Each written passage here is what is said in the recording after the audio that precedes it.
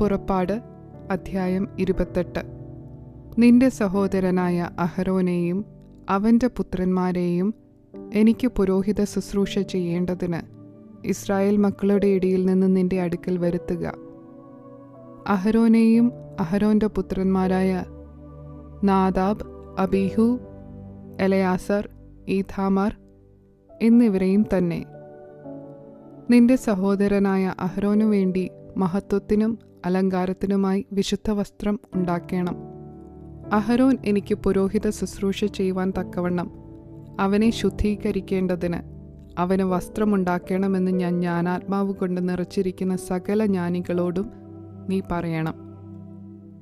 അവർ ഉണ്ടാക്കുന്ന വസ്ത്രമോ പതക്കം, ഏഫോദ്, നീളക്കുപ്പായം, ചിത്രത്തയ്യലുള്ള നീലയങ്കി, മുടി, നടുക്കെട്ട് എന്നിവ തന്നെ.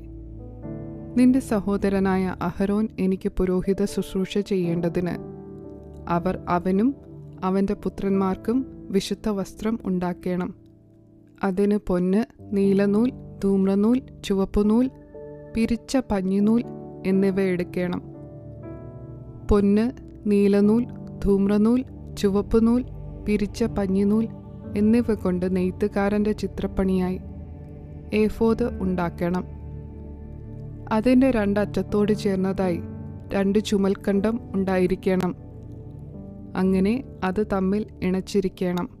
അത് കെട്ടിമുറുക്കുവാൻ അതിന്മേലുള്ളതായി ചിത്രപ്പണിയായ നടുക്കെട്ട്, അതിൽ നിന്ന് തന്നെ അതിൻ്റെ പണി പോലെ പൊന്ന്, നീലനൂൽ, ധൂമ്രനൂൽ, ചുവപ്പുനൂൽ, പിരിച്ച പഞ്ഞിനൂൽ എന്നിവ കൊണ്ട് ആയിരിക്കണം. അതുകൂടാതെ 2 ഗോമേദക കല്ല് എടുത്ത് അവയിൽ ഇസ്രായേൽ മക്കളുടെ പേർ കൊത്തേണം. അവരുടെ പേരുകളിൽ 6 ഒരു കല്ലിലും ശേഷമുള്ള 6 മറ്റേ കല്ലിലും അവരുടെ ജനനക്രമത്തിൽ ആയിരിക്കണം. രത്നശില്പിയുടെ പണിയായി മുദ്രക്കൊത്തുപോലെ 2 കല്ലിലും ഇസ്രായേൽ മക്കളുടെ പേർ കൊത്തേണം. അവ പൊന്തടങ്ങളിൽ പതിക്കണം. കല്ല് 2 ഏഫോദിൻ്റെ ചുമൽക്കണ്ടങ്ങളിന്മേൽ ഇസ്രായേൽ മക്കൾക്ക് വേണ്ടി ഓർമ്മക്കല്ലായി വയ്ക്കണം. അഹരോൻ യഹോവയുടെ മുൻപാകെ അവരുടെ പേർ ഓർമ്മയ്ക്കായി തൻ്റെ 2 ചുമലിന്മേലും വഹിക്കണം. പൊന്നുകൊണ്ട് തടങ്ങളുണ്ടാക്കണം.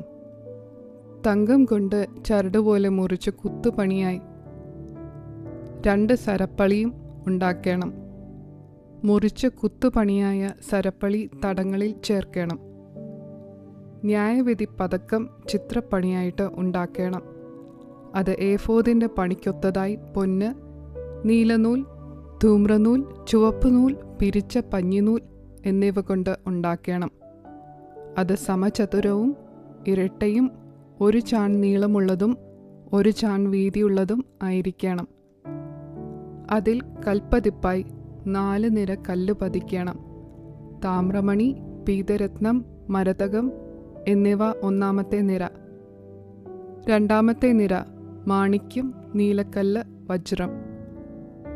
3-ാമത്തെ നിര പത്മരാഗം, വൈഢൂര്യം, സുഗന്ധിക്കല്ല്.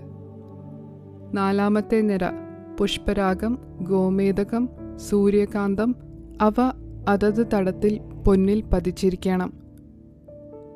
ഈ കല്ല് ഇസ്രായേൽ മക്കളുടെ പേരോടുകൂടെ അവരുടെ പേർ പോലെ 12 ആയിരിക്കണം. 12 ഗോത്രങ്ങളിൽ ഓരോന്നിൻ്റെ പേർ അവയിൽ മുദ്രക്കൊത്തായി കൊത്തിയിരിക്കണം. പതക്കത്തിന് ചരടുപോലെ മുറിച്ച് കുത്തുപണിയായി തങ്കം കൊണ്ട് സരപ്പളി ഉണ്ടാക്കണം. പതക്കത്തിന് പൊന്നുകൊണ്ട് 2 വട്ടക്കണ്ണി ഉണ്ടാക്കി പതക്കത്തിൻ്റെ 2 അറ്റത്തും വട്ടക്കണ്ണി വയ്ക്കണം.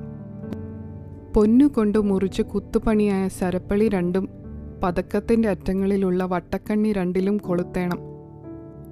മുറിച്ച് കുത്തുപണിയായ 2 സരപ്പളിയുടെ മറ്റേ അറ്റം 2 തടത്തിൽ കൊളുത്തി ഏഫോദിൻ്റെ ചുമൽക്കണ്ടങ്ങളിൽ അതിൻ്റെ മുൻഭാഗത്ത് വയ്ക്കണം.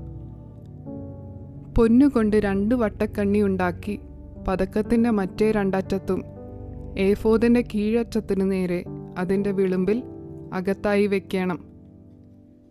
പൊന്നുകൊണ്ട് വേറെ 2 വട്ടക്കണ്ണി ഉണ്ടാക്കി ഏഫോദിൻ്റെ മുൻഭാഗത്ത് അതിൻ്റെ 2 ചുമൽക്കണ്ടത്തിന്മേൽ താഴെ അതിൻ്റെ ഇണപ്പിനരികെ ഏഫോദിൻ്റെ നടുക്കെട്ടിനു മേലായി വെക്കണം.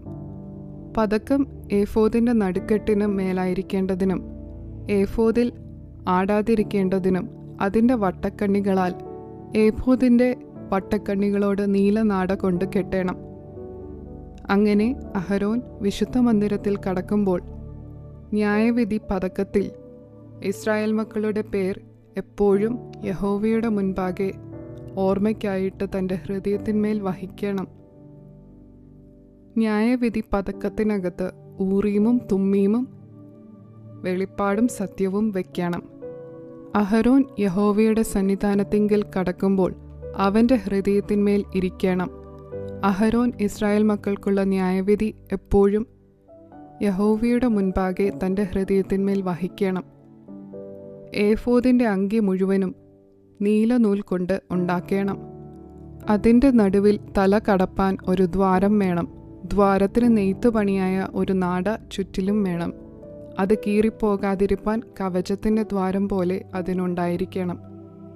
നീലനൂൽ, ധൂമ്രനൂൽ, ചുവപ്പുനൂൽ എന്നിവ കൊണ്ട് ചുറ്റും അതിൻ്റെ വിളിമ്പിൽ മാതളപ്പഴങ്ങളും അവയുടെ ഇടയിൽ ചുറ്റും പൊന്നുകൊണ്ട് മണികളും ഉണ്ടാക്കണം.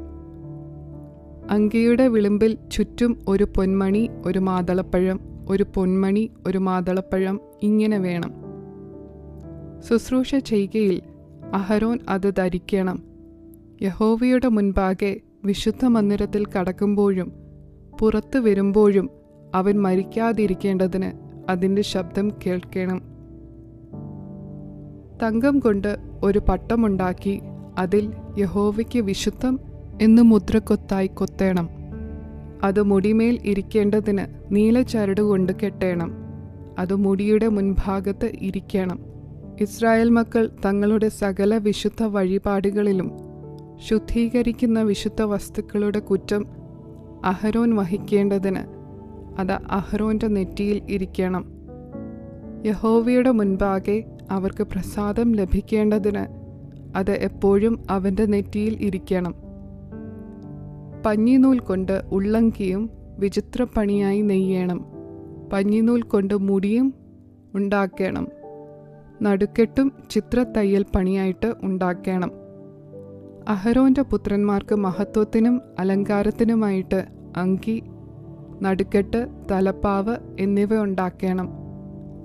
അവ നിന്റെ സഹോദരനായ അഹരോനെയും അവൻ്റെ പുത്രന്മാരെയും ധരിപ്പിക്കണം. അവർ എനിക്ക് പുരോഹിത ശുശ്രൂഷ ചെയ്യേണ്ടതിന് അവരെ അഭിഷേകവും കരപൂരണവും ചെയ്ത് ശുദ്ധീകരിക്കണം. അവരുടെ നഗ്നത മറപ്പാൻ അവർക്ക് ചണനൂൽ കൊണ്ട് കാൽച്ചട്ടയും ഉണ്ടാക്കണം. അത് അര തുടങ്ങി തുടവരെ എത്തേണം. അഹരോനും അവൻ്റെ പുത്രന്മാരും വിശുദ്ധ മന്ദിരത്തിൽ ശുശ്രൂഷ ചെയ്യുവാൻ സമാഗമന കൂടാരത്തിൽ കടക്കുമ്പോഴോ യാഗപീഠത്തിൻ്റെ അടുക്കൽ ചെല്ലുമ്പോഴോ കുറ്റം ചുമന്നു മരിക്കാതിരിക്കേണ്ടതിന് അവർ അത് ധരിക്കണം. അവനും അവൻ്റെ സന്തതിക്കും അത് എന്നേക്കുമുള്ള ചട്ടം ആയിരിക്കണം.